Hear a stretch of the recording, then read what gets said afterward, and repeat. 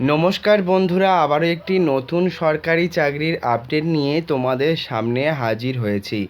রাজ্যে 1280 পদে ক্লার্কের চাকরির আপডেট ইতিমধ্যে প্রকাশিত করলো আইবিপিএস, যেখানে রাজ্যের বিভিন্ন ধরনের গভর্নমেন্ট আন্ডারটেকিং বা সরকারি ব্যাংকে কিন্তু ক্লার্কের পদে আপডেট প্রকাশিত করা হয়েছে। ইতিমধ্যে অলরেডি কিন্তু আবেদন শুরু হয়েছে। আর তোমরা যারা আবেদন করতে চাও, ডেফিনেটলি ডেসক্রিপশান বক্সে থাকা লিঙ্কে ক্লিক করে আবেদন করতে পারো। অবশ্যই সমস্ত তথ্য তুলে ধরবো যাতে তোমরাও এখানে আবেদন করতে পারো। শুধুমাত্র গ্র্যাজুয়েশন পাস করলেই কিন্তু এই পদে আবেদন করার সুযোগ কিন্তু পেয়ে যাচ্ছ। ক্লার্কের পদে যারা যারা আবেদন করতে ইচ্ছুক তারা কিভাবে ফর্ম ফিল আপ করবে, কি কি যোগ্যতায় আবেদন করতে হবে, সমস্ত কিছু আজকের এই ভিডিওর মাধ্যমে তোমাদের সাথে শেয়ার করব। তাই দেখতে থাকো পুরো ভিডিওটা শেষ পর্যন্ত, যে সমস্ত ক্যান্ডিডেট আবেদন করতে চাও। ক্লার্কের পদে যারা যারা আবেদন করতে ইচ্ছুক তাদের জন্য কিন্তু এক বিরাট বড় সুযোগ, যেখানে কিন্তু তোমরা আবেদন করতে পারবে। রাজ্যে 1280 পদে এই যে নতুন চাকরির আপডেট প্রকাশিত করলো, তার মধ্যে বিভিন্ন ধরনের সরকারি ব্যাংক কিন্তু রয়েছে। তাহলে আর দেরি না করে অফিসিয়াল নোটিফিকেশান ইতিমধ্যে তোমাদের সামনে তুলে ধরি এবং সমস্ত তথ্য তোমাদের সাথে শেয়ার করে নিই, যাতে তোমরা এখানে খুব সহজেই আবেদন করতে পারো। প্রথমেই জানাতে চাই কোন কোন ব্যাংকে রাজ্যে রিক্রুটমেন্টের আপডেট প্রকাশিত হয়েছে।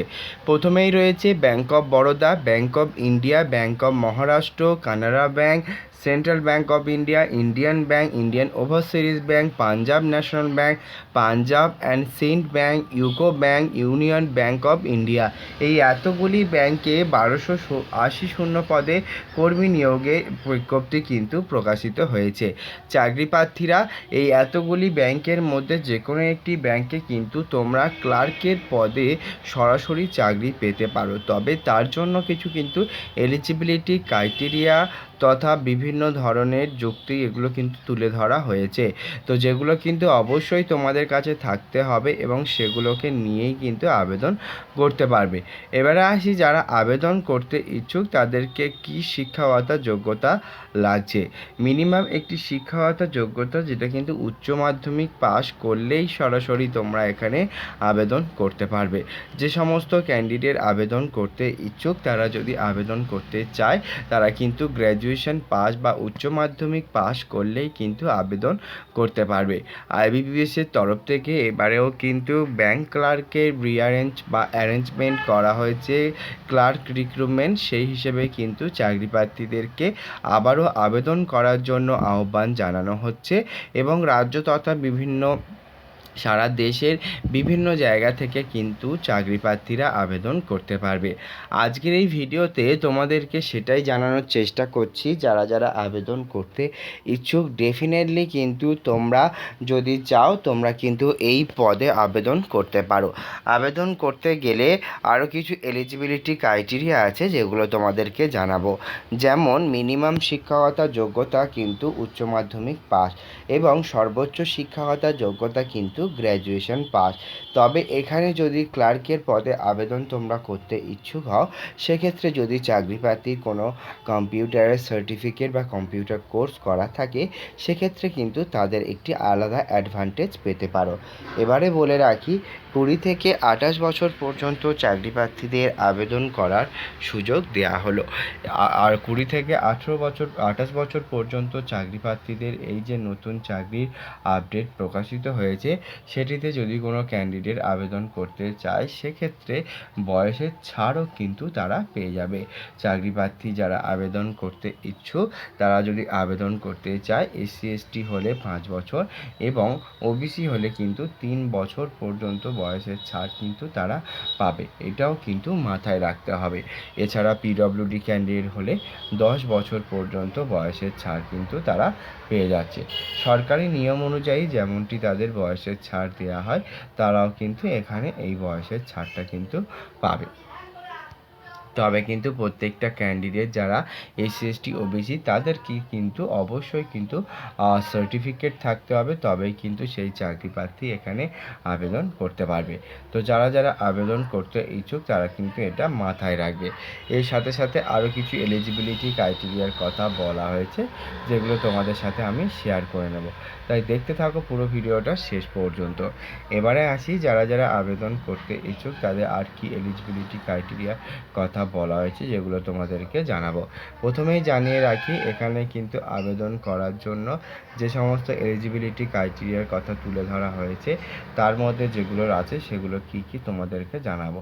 তাহলে চলো বন্ধুরা, প্রথমে জানাই তোমরা যারা যারা আবেদন করছো তারা যদি আবেদন করতে চাও সেক্ষেত্রে তোমাদের শিক্ষাগত যোগ্যতা এবং বয়স সীমা দুটোই কিন্তু তোমাদের সামনে তুলে ধরলাম।